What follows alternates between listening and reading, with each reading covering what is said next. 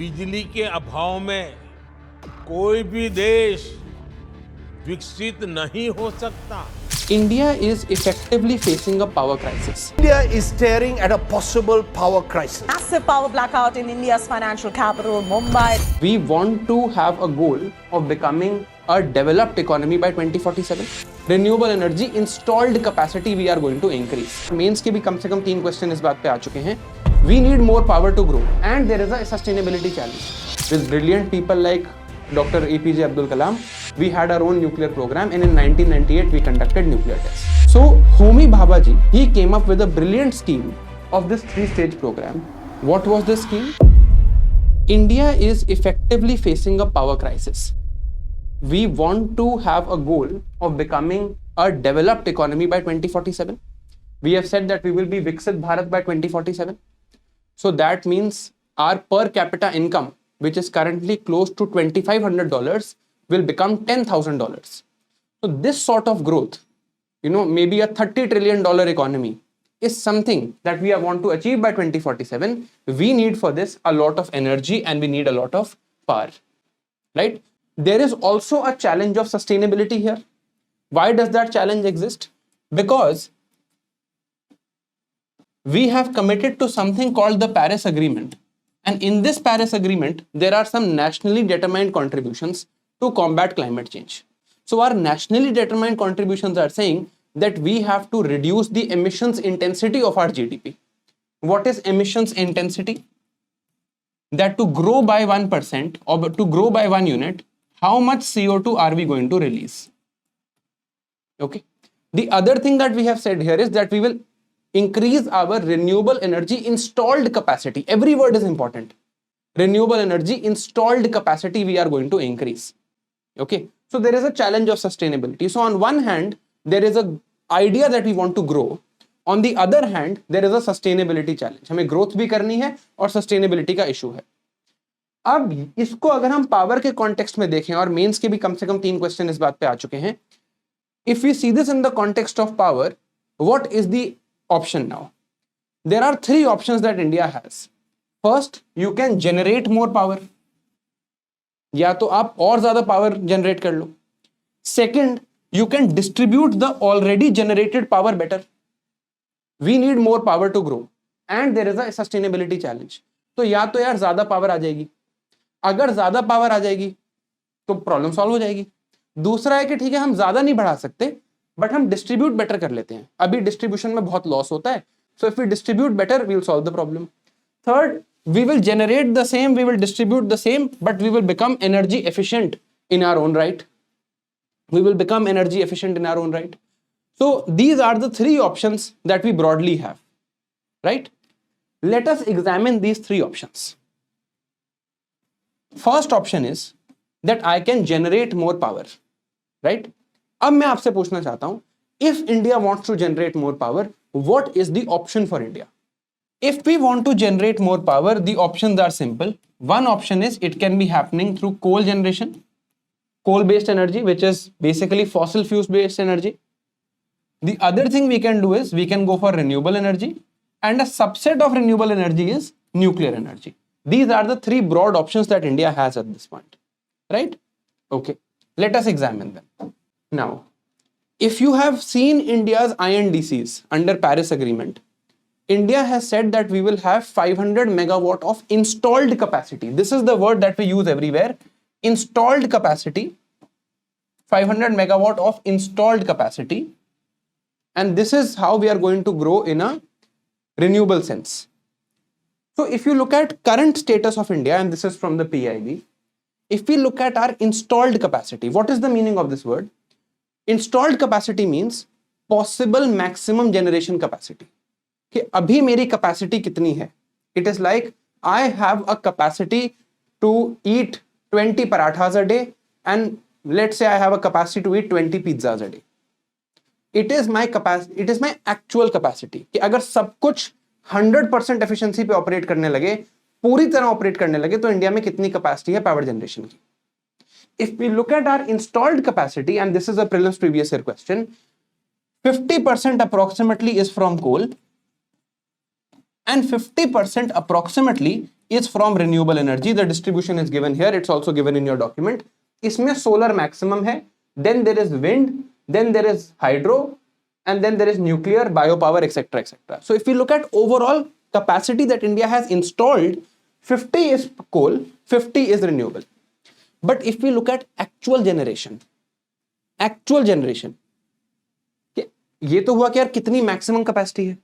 Actual generation की बात करें कि यार एक्चुअली इलेक्ट्रिसिटी आ कहां से रही है, एक्चुअली इलेक्ट्रिसिटी कहां से आ रही है, यहां पर 70% इज कोल.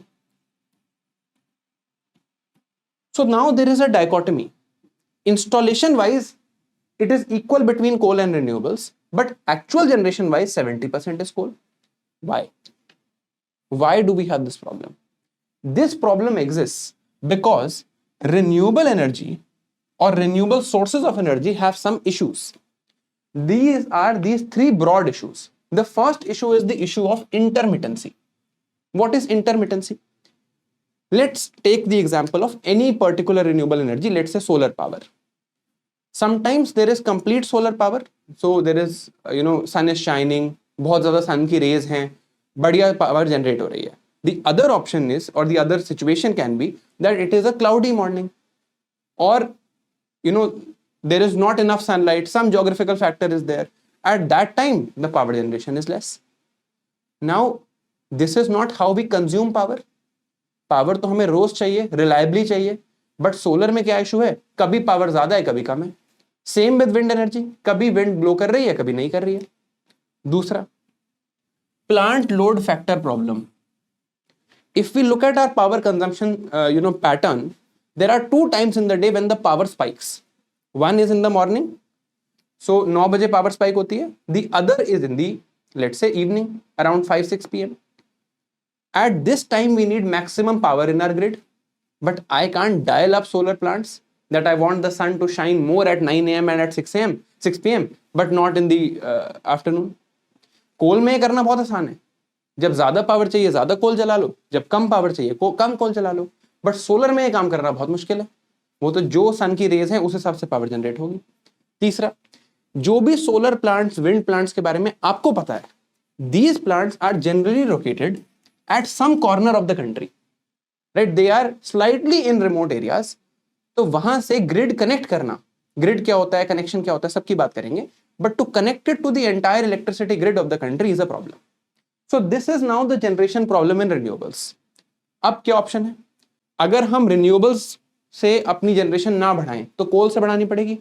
तो obviously pollution issues are there. You have all seen Delhi's AQI.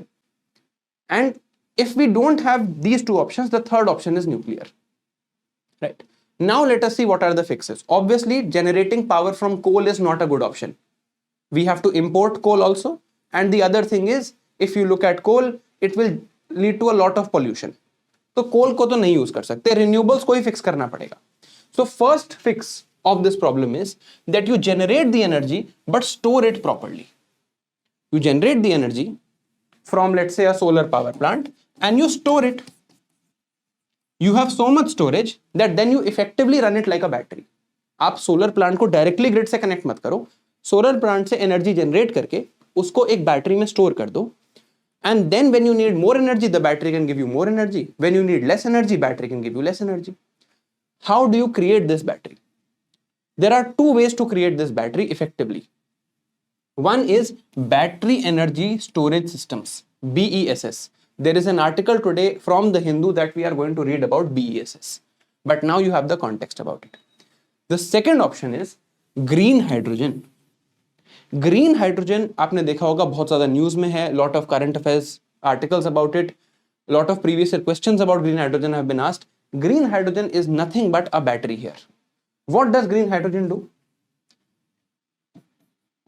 There is water in the atmosphere. There is water in the environment. आप इसको एनर्जी दो. This energy should come from renewables. So you use the renewable energy. Solar plant की energy आई, आप उस energy से water को split करो into hydrogen and oxygen. ठीक है. Then this hydrogen will be called green hydrogen and you store this hydrogen. When now you need energy, तो आपने एनर्जी को स्टोर कर लिया. अब बैटरी का दूसरा काम क्या होता है? एक तो चार्ज करना, एनर्जी स्टोर करना, then battery will also have to give out energy. When you need energy, you burn this hydrogen. So to burn, you use oxygen and it will generate water plus energy. Now the good thing here is very clean reaction is there. There is no byproduct of a greenhouse gas other than water vapor. So there is no harmful greenhouse gas. There is no carbon dioxide that's coming, right? And you can store energy very effectively. Hydrogen is easy to store. Hydrogen is flammable. Hydrogen can be moved. Gases can be transported. So there are various advantages here. What is the problem with green hydrogen? For this process to split water, you need something called a electrolyzer. Now this electrolyzer is something that China dominates in. And for India, the costs of these electrolyzers are very high. So what was the government solution to this? National Green Hydrogen Mission. You have read about this mission, right? So this was my first fix, that I could have generated more energy from renewables and stored it in a better manner to solve the renewable problem, and that storage problem could be solved either by BESS or by green hydrogen. Correct? Okay. Let's look at the second fix. One of the problem of renewables was that there is a grid connectivity issue. You have solar plants, let's say in some district of Rajasthan, and I have to connect them to the grid throughout the country. There will be a lot of wires that will be needed, lot of logistical challenges that are going to be there. For this, let me bring the renewables close to the grid. If I bring them close to the grid, it will solve a problem and there will be better integration. For this, there are two schemes. One that you have heard about and there has been a previous question about, which is rooftop solar. You encourage people to install solar plants at their rooftops. There is another scheme for installing solar plants in your farms, to encourage farmers to install solar panels in their farms. There has been a previous year question about it, but you will tell me the name of that scheme. And the third thing is called building integrated photovoltaics.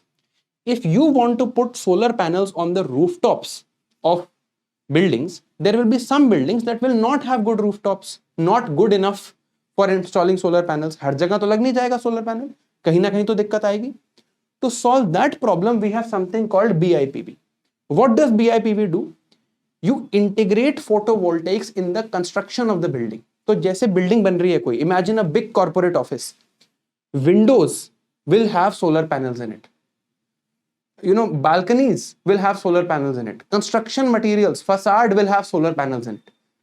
It helps the building become a green building, helps the building generate electricity, and thirdly, it also helps increase the structural integrity of that building. So that is an added advantage. So 3 advantages that come from here. Now, what is that scheme that the government has launched to encourage farmers to have solar panels? That scheme is called PM Kusum.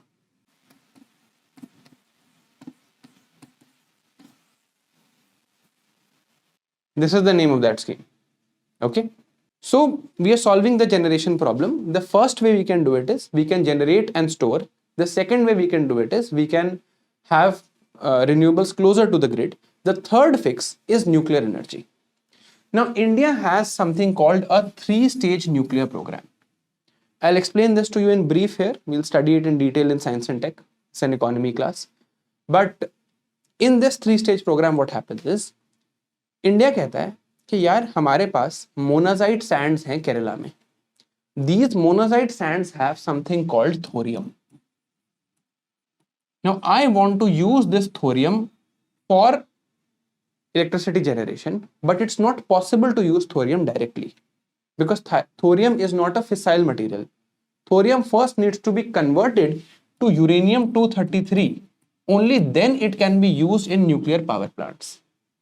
So, Homi Bhabha, he came up with a brilliant scheme of this 3-stage program to use these monazite sands and use this thorium. What was the scheme? He said that firstly, I will generate heavy water reactors, basic reactors that are going to use uranium and generate plutonium. Uranium use करके normal reactors first stage में use करेंगे, ये reactors uranium use करके they will generate power and plutonium will be generated. Then at the second stage we have something called fast breeder reactor. As the name suggests, it is a breeder reactor. It uses plutonium and it generates more plutonium than it uses.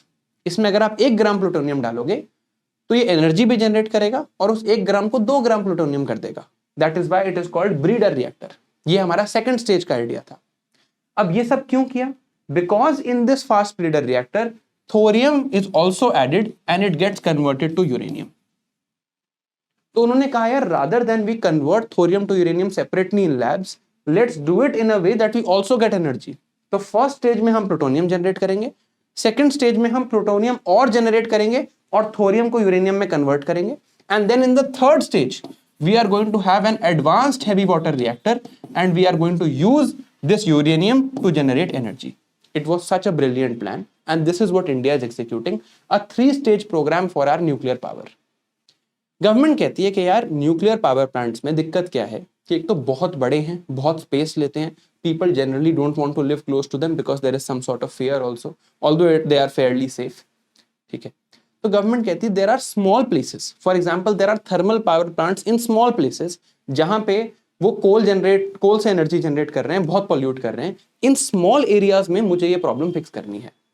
So they came up with an idea called small modular reactors. Small means these are not huge reactors. They will generate energy less than 300 megawatts. Modular. कहीं भी word modular हो, modular means what? It can be assembled at any site and it can be disassembled at any site. So as a module, as a module, जैसे आप current affairs का module देख लो for example, the idea is same. It's separate. It can be assembled, it can be removed. So आप कहीं भी इसको build कर सकते हो. And it is a nuclear reactor. इस पे भी 3-4 आर्टिकल हैं. But this was another idea to push nuclear energy in the country. Third, India में आज तक न्यूक्लियर एनर्जी की बहुत ज्यादा डेवलपमेंट नहीं हुई. क्यों? Let's understand what was happening behind the scenes. India ने 1974 में स्माइलिंग बुद्धा के न्यूक्लियर टेस्ट किए. उसके बाद 1998 में we had Pokhran 2 test. We have not signed the NPT, the nuclear non proliferation treaty at the global level. तो वर्ल्ड में what does the NPT say? That only the permanent 5 countries, जो UN की P5 countries हैं, सिर्फ उन्हीं countries के पास nuclear weapons होने चाहिए, बाकी किसी के पास नहीं होने चाहिए. India said this is not okay. With brilliant people like doctor APJ Abdul Kalam, we had our own nuclear programme and in 1998 we conducted nuclear test. The world sanctioned India. The world said कि यार India, अब we will not supply nuclear material to you, we will not deal in nuclear material with you, and you remember we don't have normal uranium. हमारे पास तो thorium है. पहले 2 stages के लिए तो यूरेनियम बाहर से चाहिए. तो वर्ल्ड ने कहा हम आपको नहीं देंगे. अब ये प्रॉब्लम कैसे सॉल्व हुई? इन 2004 a brilliant diplomat by the name of Dr. S. Jaishankar goes to the US and has a civil nuclear deal with the US, also called the 123 agreement. And finally, 3-4 years later, this problem gets solved. We get a waiver from the United States and we are not a member of the nuclear suppliers group. हम NSG के member नहीं हैं आज भी, but फिर भी India can get nuclear material from outside because of this deal and because of this waiver that we have. Okay, problem solved. अब बाहर से nuclear material आएगा, इंडिया के nuclear power plants बड़े होंगे and सबकी problem solve होगी. अभी भी नहीं हुआ. क्यों नहीं हुआ? Because of these 2 acts. One act is called the Atomic Energy Act. Atomic Energy Act में क्या लिखा है? That nuclear sector is a strategic sector and it will be in complete control of the central government. Second thing is this Civil Liability for Nuclear Damage Act. इस act में क्या लिखा है? Normally across the world, let's say किसी nuclear power plant में accident हो जाता है, तो who gets blamed? Normally across the world, operator of that nuclear power plant gets blamed. जो ऑपरेट कर रहा है वो ब्लेम होता है.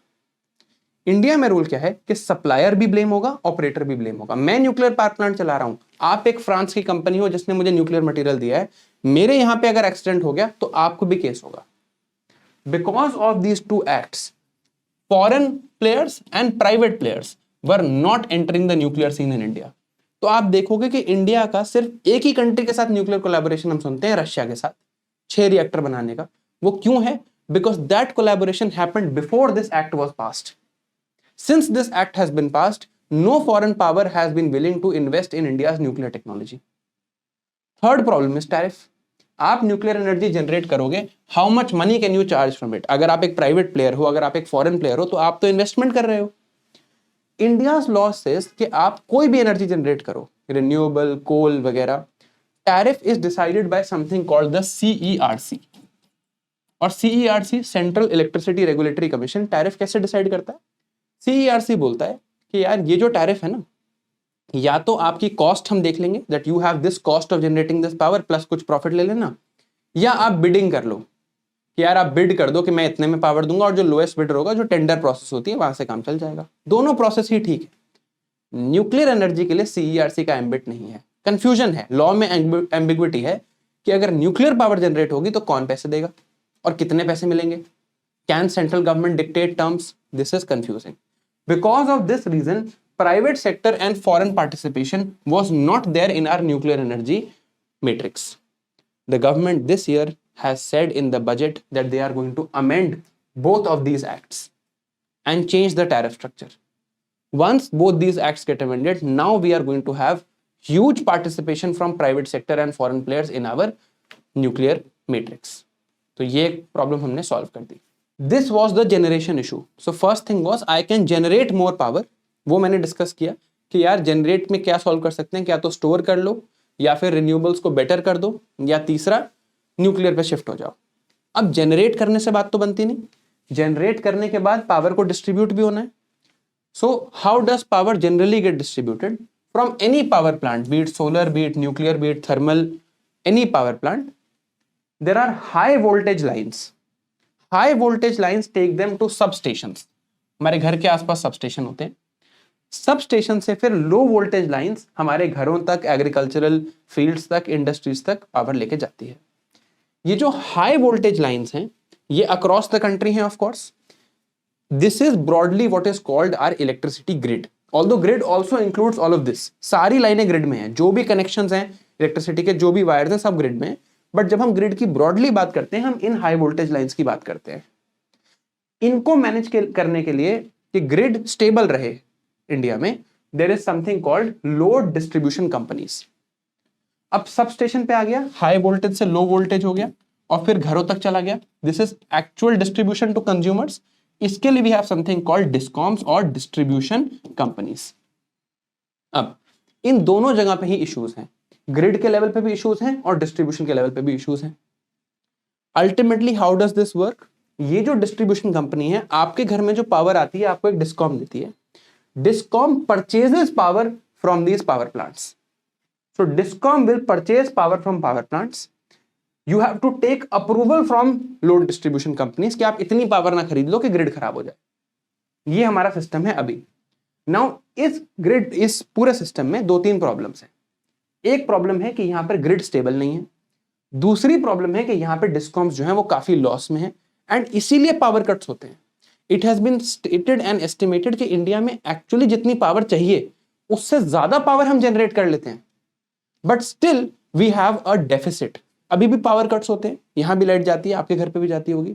अब सोचो यार कि हमारे पास है तो पावर ज्यादा, बट फिर भी लॉस हो रहा है, फिर भी पावर कट हो रहा है. इसका मतलब there is a distribution issue. Generate करके हम डिस्ट्रीब्यूट नहीं कर पा रहे. उस डिस्ट्रीब्यूशन इशू को आप समझते हैं. तो पहले ये समझ आ गया, हाई वोल्टेज लाइन से हर जगह जाएगा. घर के आसपास सबने सब स्टेशन देखा होगा, सब स्टेशन से फिर आगे घर में जाएगा. सब स्टेशन में घर तक कहते हैं डिस्कॉम, इसे कहते हैं grid load distribution company. This diagram is clear. पहले हम बात करते हैं ग्रिड स्टेबिलिटी की. जो ये हाई वोल्टेज लाइन से across the countries grids connected हैं, पावर स्टेशंस कनेक्टेड हैं टू सब स्टेशंस. ये अक्रॉस द कंट्री एक हाई वोल्टेज मेट्रिक चल रहा है ना, एक नेटवर्क है हाई वोल्टेज लाइंस का अक्रॉस द कंट्री. इसको समझते हैं. यहां पर प्रॉब्लम क्या थी कि India earlier had 5 regional grids. एक नॉर्दर्न ग्रिड अलग, वेस्टर्न ग्रिड अलग, ईस्टर्न ग्रिड अलग, नॉर्थ ईस्टर्न अलग, सदर्न अलग. अब मुझे एक बात बताओ कि मान लो कहीं पे ज्यादा पावर हुई, कहीं पे कम पावर हुई, तो ये डिस्कनेक्टेड ग्रिड्स का तो कोई मतलब नहीं है. Ideally we should have this connectivity of grids. This connectivity of grids was achieved by a scheme in 2013 called one nation one grid one frequency. तो हमने 5 रीजनल ग्रिड्स को कनेक्ट करके we came up with this one nation one grid scheme कि यार सब कुछ connect कर लेते हैं। कहीं पे मान लो कभी ऐसा हुआ कि नॉर्दर्न एरियाज में एनर्जी ज्यादा है और सदर्न एरियाज में एनर्जी कम है, तो ट्रांसफर हो जाएगी। अलग अलग ग्रिड क्यों बना रखे हैं? अभी अलग अलग क्यों थे? Because electricity and power is a concurrent list subject. तो शेड्यूल 7 में it is in list number 3, and to fix that then finally central government made up this thing, one nation one grid one frequency, सारे grids connect हो गए। दूसरा, power loss हो रहा था grids में, तो उन्होंने कहा ये जो इलेक्ट्रिसिटी के मीटर है ना, इनको फिक्स करते हैं by something called smart metering. ये वर्ड आपने सुना होगा। स्मार्ट मीटरिंग का मतलब क्या है? स्मार्ट मीटरिंग का मतलब है दैट मेरे घर पे जो या आपके घर पे जो मीटर लगा है इलेक्ट्रिसिटी का, वो मैनुअल मीटर नहीं है कि लोग आके महीने के बाद उसकी रीडिंग ले रहे हैं, उसमें मैनिपुलेशन हो रही है, कोई उसमें चोरी कर रहा है। वो एक डिजिटल स्मार्ट मीटर है, उसकी हर 30 मिनट्स में रीडिंग अपलोड होती है ताकि आप उसको मैनिपुलेट ना कर सको। The other thing you can do their is that you can have day of time pricing. What is day of time pricing? कि अगर आप सुबह पीक टाइम पे पावर यूज करोगे तो आपको 1 यूनिट का ज्यादा पैसा लगेगा, और अगर आप रात को यूज करोगे तो आपको 1 यूनिट का कम पैसा लगेगा। Dynamic pricing is there. Now this encourages big industries, जो बड़ी इंडस्ट्रीज हैं, जो बहुत पावर यूज करती हैं, जिनका पावर बहुत बड़ा बिल है, उनको एनकरेज करता है कि यार पीक टाइम पे तुम यूज मत करो, थोड़ा टाइम अलग से यूज कर लो। उनके बहुत पैसे बच जाते हैं and this is an incentive to them. तो हमें अपनी ग्रिड की स्टेबिलिटी मेंटेन करने में हेल्प होती है। थर्ड थिंग, अब अगर आपने सारे ग्रिड्स कनेक्ट कर दिए, आपके पास स्मार्ट मीटर्स हैं, आपको पता है कहाँ पे कितनी पावर यूज हो रही है, व्हाट वुड यू वांट? कि यार एक जगह पे पावर एक्सेस है तो वो दूसरे जगह पे चली जाए, एक जगह पावर ज्यादा है तो दूसरा प्लेयर उसको खरीद ले। एक डिस्कॉम बोल रही है यार मेरे पास एक्सेस पावर है, वो उसको बेच सके। हम लोगों के घर पे रूफटॉप सोलर प्लांट लगवा रहे हैं, तो हम चाहेंगे कि यार जो मैं मान लो अपने घर पे सोलर पैनल लगाऊं तो मैं भी अब ग्रिड में बेच सकूं अपनी power. Everything needs to be connected, right? जहां पावर जनरेट हो रही है, जहां पावर यूज हो रही है, everything needs to be seamlessly connected. The great thing about India is that India has achieved this in UPI. India has achieved this in finance. India has achieved this in Aadhaar. अब इसको solve करने के लिए यहां पर हम लेके आए इंडिया एनर्जी स्टैक। इस पे 2-3 आर्टिकल्स हैं। इंडिया एनर्जी स्टैक क्या करेगा? इस पूरे ग्रिड में जितने भी प्लेयर्स हैं सबका डेटा कनेक्ट कर देगा। एक सिंगुलर प्लेटफॉर्म पे there will be data integration, there will be better better interoperability, and everybody can get connected, and then buying and selling of this power can happen easily. अब किसी भी चीज की अगर बाइंग एंड सेलिंग होनी है तो उसके लिए एक एक्सचेंज तो चाहिए। स्टॉक्स की बाइंग एंड सेलिंग होती है तो नेशनल स्टॉक एक्सचेंज है। So we also have exchanges, 2 exchanges, one is power exchange of India limited and one is India energy exchange, जो हमने सेटअप किया है for this buying and selling of power. तो grids were disconnected, उनको कनेक्ट कर दिया। मीटर्स वर मैनुअल, उनको स्मार्ट कर दिया। इंडिया एनर्जी स्टैक लेके आ रहे हैं for data interoperability, transparency, and exchanges बना दिए ताकि पावर आप एक दूसरे में ट्रांजैक्ट कर सको। नेक्स्ट, एक प्रॉब्लम ग्रिड की थी, एक प्रॉब्लम डिस्कॉम्स की थी। अब डिस्कॉम्स की बात कर लेते हैं। डिस्कॉम्स में क्या है? Most discoms in the country are controlled by state governments. तो मोस्ट डिस्कॉम्स, ये जो डिस्ट्रीब्यूशन कंपनीज हैं, ये लॉस में है। इनका काम क्या है? सब स्टेशन से पावर हमारे घर तक पहुंचाना, और जो पावर प्लांट है, जो पावर प्रोड्यूसर है, उससे पावर खरीदना। और discom first buys power from let's say a thermal power plant, nuclear power plant, whatever, and then it distributes power to our homes, right? अब अगर आप बोलो डिस्कॉम को कि अपना धंधा चलाना है, तो वो क्या करेंगे? वो सारा पावर थर्मल पावर प्लांट से ले लेंगे, क्योंकि उन्हें पता है वो तो ईजी है, चीप है, पॉल्यूशन से क्या लेना देना। तो पहले हमने डिस्कॉम्स को बोला कि ऐसे नहीं कर सकते। We are introducing a new system called renewable purchase obligation. You will have to buy power from renewable sources also. कुछ पावर आपको रिन्यूएबल से लेनी पड़ेगी। चलो, उन्होंने ले ली। अब मोस्ट डिस्कॉम्स जितनी भी कंट्री में हैं, इनकी वजह से ही पावर कट्स होते हैं, बिकॉज ये लॉस में है। ये लॉस में क्यों है? Most discoms are state government controlled. बहुत स्टेट्स में इलेक्ट्रिसिटी का पावर थेफ्ट होता है। It happens in agricultural fields, it happens in industries, a lot of places this power theft happens, but state governments don't act on it because of political patronage, because of vote bank politics. State government उस पर act नहीं करेगी। अब discom का loss हो रहा है। State government ने सब्सिडी अनाउंस कर दी पावर पे, डिस्कॉम को तो फ्री में देना पड़ गया, कंज्यूमर्स को. State government says power is going to be free. कई स्टेट गवर्नमेंट ऐसी बात बोलती हैं. अब जो डिस्ट्रीब्यूशन कंपनी है, मान लो I am running the distribution company, I have to now give free power and I will get money from state government later. State government does a lot of delays in making these payments, and since DISCOM is also controlled by the state government, they can arm twist the DISCOM. DISCOM कह सकते हैं रुको यार दे देंगे तुम्हें. इस चक्कर में DISCOM का लॉस बढ़ता जाता है, पावर कट आते जाते हैं. राइट, ये हैं इश्यूज डिस्कॉम्स के. अब इसको फिक्स कैसे किया? सबसे पहले सेंट्रल गवर्नमेंट ने बोला यार डिस्कॉम्स को प्राइवेटाइज करो. अगर एक प्राइवेट कंपनी होगी तो वो स्टेट गवर्नमेंट की बातें नहीं सुनेगी. वो कहेगा भाई तुम्हें सब्सिडी देनी है, पहले हमें पैसे दो फिर देना subsidy. If you want to give a subsidy you need to have the money for it. तो first idea was we will privatise discoms. Second, for immediate problem solving we said that we need to give liquidity to discoms. भाई ये loss making है, power distribute करेंगे कैसे? उसके लिए एक scheme आई जिसका आपने नाम सुना होगा, उदय, उज्जवल डिस्कॉम अश्योरेंस योजना. तीसरा, अब why would state government want to do this? कोई भी स्टेट गवर्नमेंट होगी वो चाहेगी कि डिस्कॉम मेरे कंट्रोल में रहे. अगर डिस्कॉम मेरे कंट्रोल में है तो I can manipulate it, I can use it for subsidies, I can use it for my political power. अब इस चीज को सॉल्व करने के लिए आप याद करोगे कि फाइनेंस कमीशन की रिकमेंडेशंस में गवर्नमेंट ने कहा है that if a state does power sector reforms we will give you more and more benefits and more ability to borrow and more grants. तो हमने फाइनेंस कमीशन की जो ग्रांट्स हैं, फाइनेंस कमीशन से सेंट्रल गवर्नमेंट से state government को पैसा जाता है, फाइनेंस कमीशन के जो ग्रांट्स हैं उसमें हमने एक इंसेंटिव डाल दिया स्टेट गवर्नमेंट्स के लिए कि जिस स्टेट ने फाइनेंशियल सेक्टर में not financial sector, forgive me, जिस स्टेट ने पावर सेक्टर में, इलेक्ट्रिसिटी सेक्टर में रिफॉर्म किया, जिस स्टेट ने डिस्कॉम्स को ठीक किया, सेंट्रल गवर्नमेंट उसको ज्यादा पैसे देगी. So this solves the distribution problem. Third is efficiency. I can have the same amount of power without increasing or bettering my distribution, I can still have more energy. How?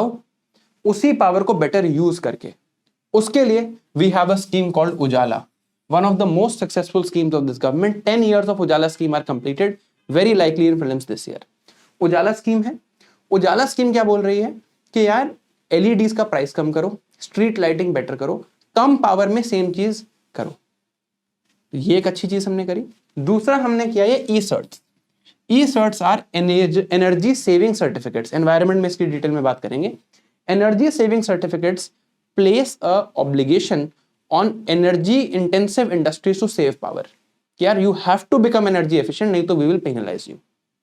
Right, so with the same power we are coming up with more results.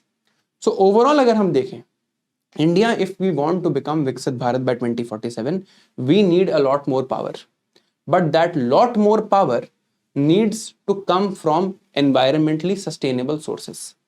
So to solve this problem, like I have discussed with you, there are three options with India. Just summing up everything. We can generate more. If we generate more, we have to do it through renewables. To fix renewables, we can either store better, we can have better grid connectivity, or we can completely opt for nuclear. यहाँ पर government क्या क्या changes कर रही है हमने देखा. और I can distribute better. यहाँ पर I need to fix my grid.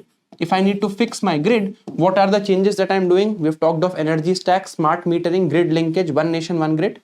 Or I need to make my discoms profitable. For this, what am I doing? Privatization, Ujjwal Discom Assurance Yojana, etc., etc.